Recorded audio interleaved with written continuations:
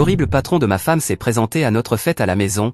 Quand il a accusé ma femme d'avoir obtenu une promotion en couchant avec son supérieur, je l'ai attrapé par le col. Cette scène s'est déroulée pendant l'été, mais elle a récemment refait surface, ce qui m'a poussé à chercher des avis impartiaux pour savoir si j'avais franchi les limites.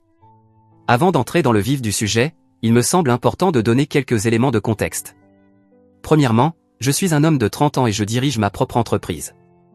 J'ai eu la chance qu'elle prospère remarquablement, et je me considère sincèrement chanceux et reconnaissant pour sa croissance constante. Deuxièmement, mon épouse, âgée de 28 ans, occupe un poste en entreprise dans une société de renom. Il s'agit de son premier emploi après l'université, et elle a récemment été promue au poste de directrice. Elle supervise désormais une équipe et relève directement du directeur principal. Troisièmement, nous avons acheté un terrain et fait construire notre maison sur mesure, celle que nous considérons comme notre demeure définitive, durant l'été 2023. Nous avons participé à chaque étape, du plan architectural au choix du mobilier. Il a fallu un peu plus d'1 an pour que la maison soit entièrement construite et aménagée. Le résultat nous comble de fierté. Nous aimons recevoir, et dès que la maison fut prête, nous avons organisé plusieurs événements tout au long de l'année. L'une des idées de mon épouse était d'organiser un barbecue avec piscine en été, auquel elle souhaitait inviter ses collègues. Comme elle envisageait d'en convier environ 50, nous avons décidé de faire appel à un traiteur pour le repas et d'organiser diverses activités en extérieur, comme un château gonflable, car certains collègues viendraient avec leur famille.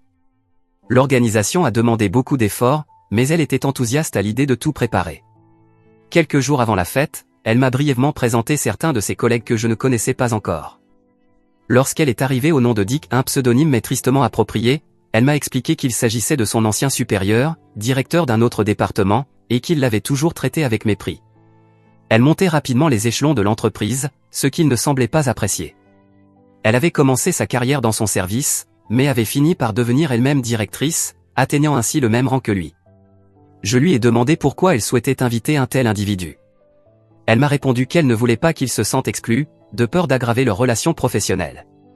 Elle espérait qu'un moment convivial en dehors du cadre de travail pourrait améliorer les choses. Quoi qu'il en soit, elle m'a demandé de faire preuve du plus grand calme en sa présence, même s'il se permettait des remarques désagréables, car elle comptait gérer la situation elle-même. Je suis naturellement très protecteur envers mon épouse.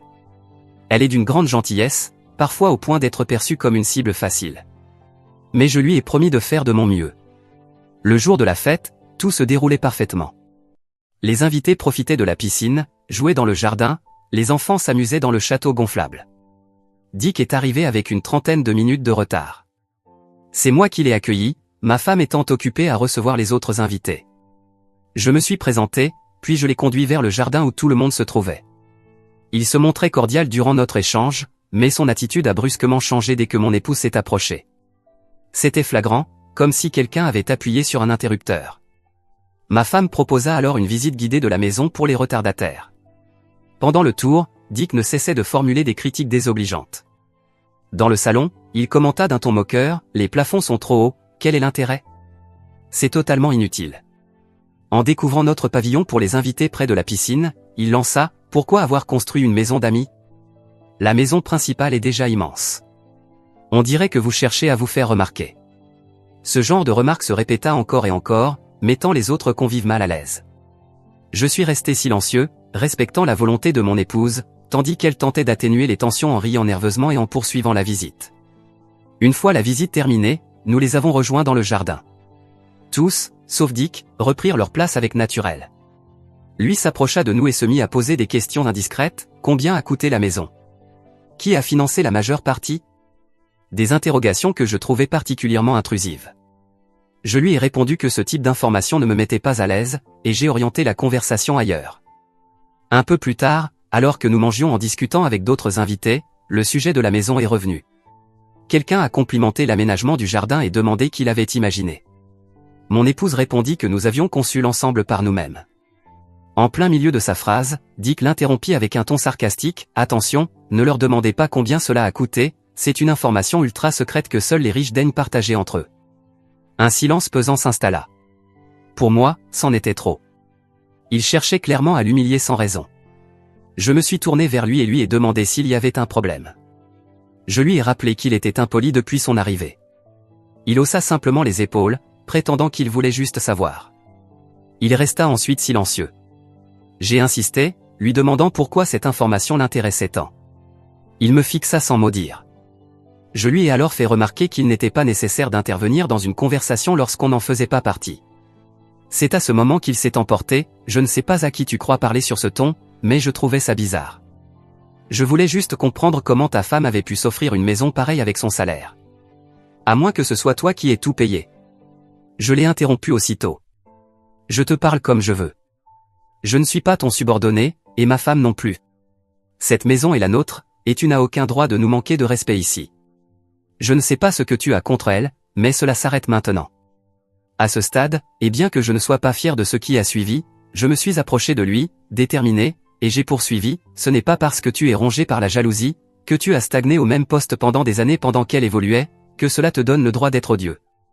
Tu vas quitter cette propriété sur le champ, ou je te fais sortir moi-même. Il semblait stupéfait, sans doute ne s'attendait-il pas à ce que je sois si direct. Il répliqua alors, insinuant que mon épouse avait couché pour obtenir son poste et pour mener une vie aisée où elle n'avait rien à payer, nous accusant même d'exhiber notre richesse aux yeux de tous. C'est à ce moment précis que j'ai perdu tout contrôle.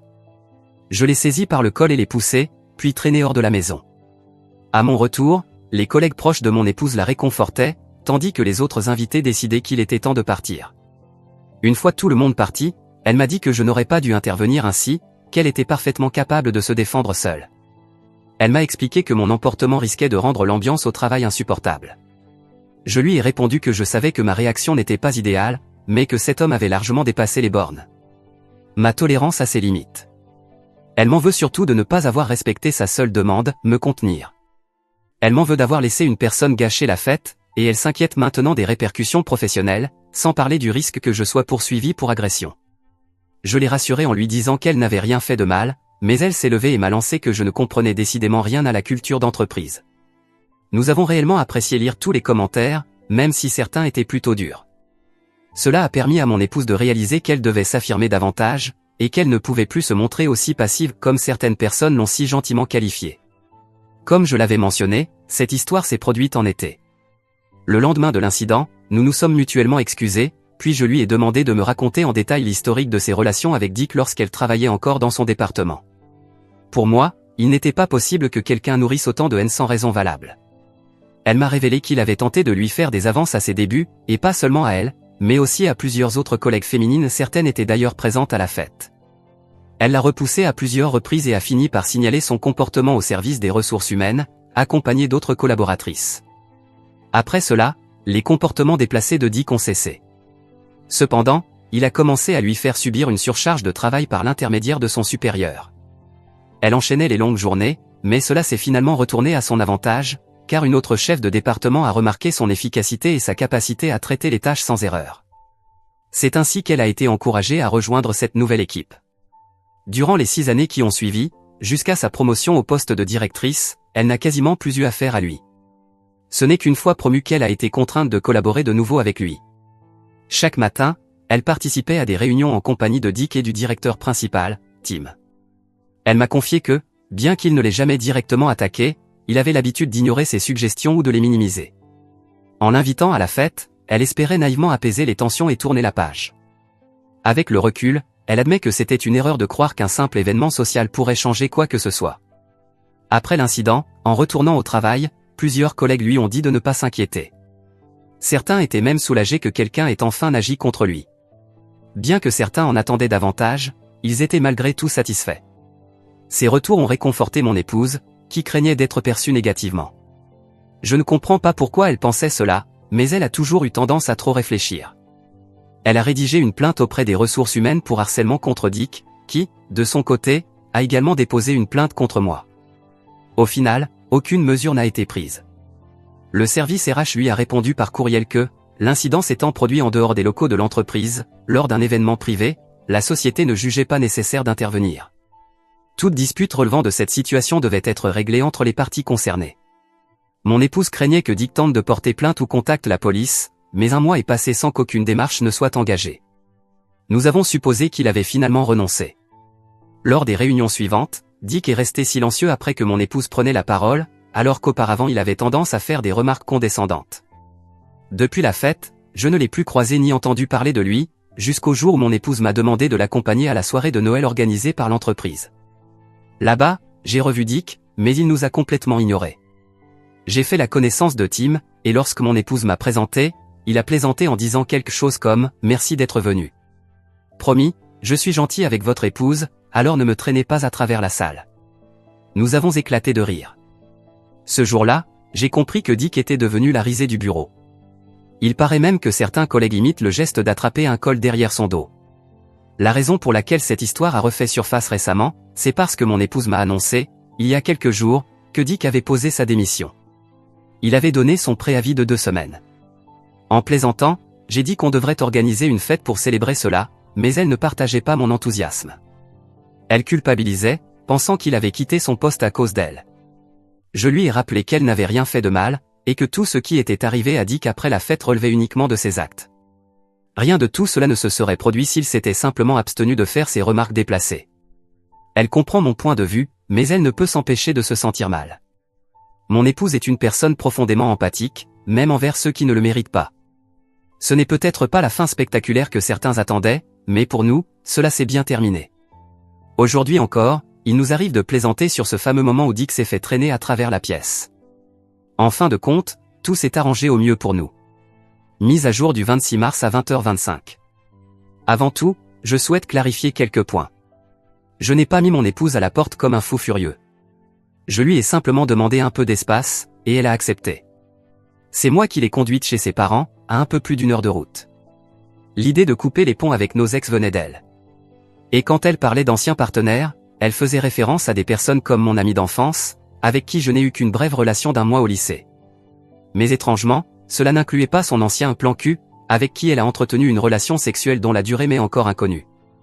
Oui, couper les liens avec lui aurait sans doute coûté une bonne partie de son cercle social. Mais j'ai vécu la même chose. J'ai moi aussi mis un terme à une amitié ancienne pour respecter ses limites. Si elle ne voulait pas perdre ses amis à cause de cette règle, elle n'aurait pas dû être celle qui l'a imposée. J'ai expliqué la raison de notre séparation à nos enfants, leur mère a menti sur un sujet important, et j'étais blessé. Je leur ai dit que nous avions besoin de temps, que nous allions prendre du recul. La maison, pour moi, ne représente pas une question d'argent. C'est une question de valeur sentimentale.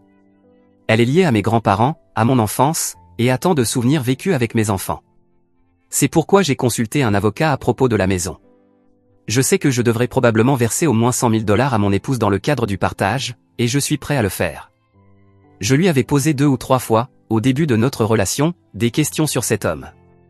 Elle m'avait toujours affirmé qu'ils n'étaient que de simples amis.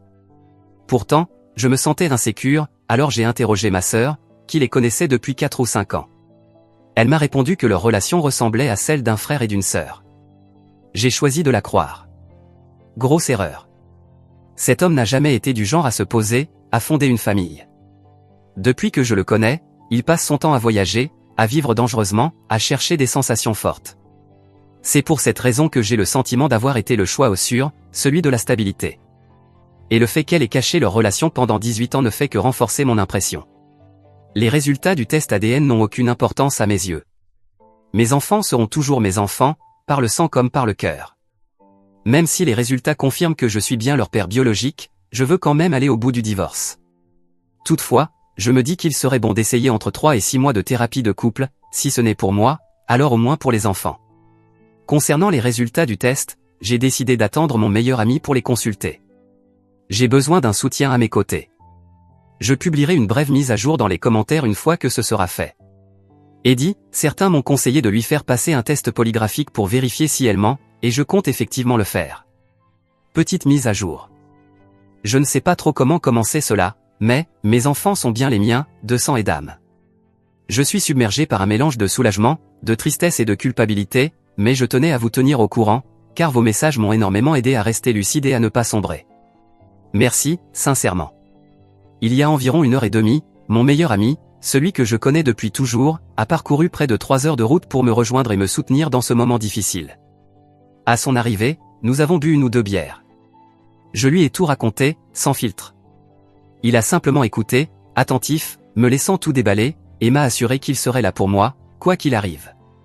Après une dizaine de minutes, j'ai finalement trouvé le courage d'ouvrir l'enveloppe contenant les résultats du test.